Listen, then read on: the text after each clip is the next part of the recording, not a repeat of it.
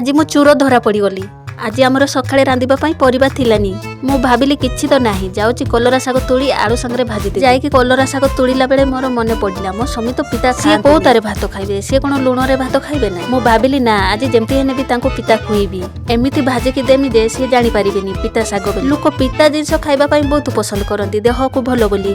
मो स्वामी की अजब प्रकार लोक पिता जिंस तांको तंटी को जमा जीवन। साग को पूरा चुन चुन करी काटी देली, देखिले जेमती जना पड़िबनी एटा कलरा साग बोली। ता दिहरे दीटा आलू भी पकी देबी। जा आलू ही दीटा ए सप्ताह जाए अछि। जा सप्ताह थरे परिबा किनिथिमु, एई सप्ताह पहुंचला बेलକୁ परिबा सरी जाइथिबो।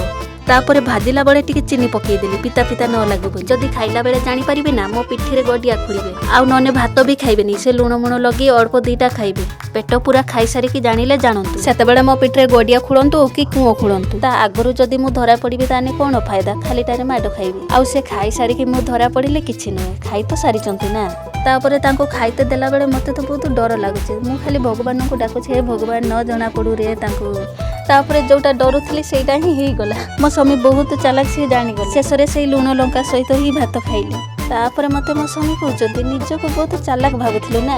चली आइला मते पिता खुउची। मो कहिनी तांको मो कोन भूल कली, तमे लुण रे न खाओ बोली भात सेति पई मो न खई तमको खुई देली। मो तो जोटा देह पई बहुत भलो सेटा खुइची ना। सांग माने आपण माने भी केबे एमितिया प्लान रे सक्सेसफुल हेइच ना मो बळिया धरा पड़िच, कहिबो मते। रहिले जय जगन्नाथ।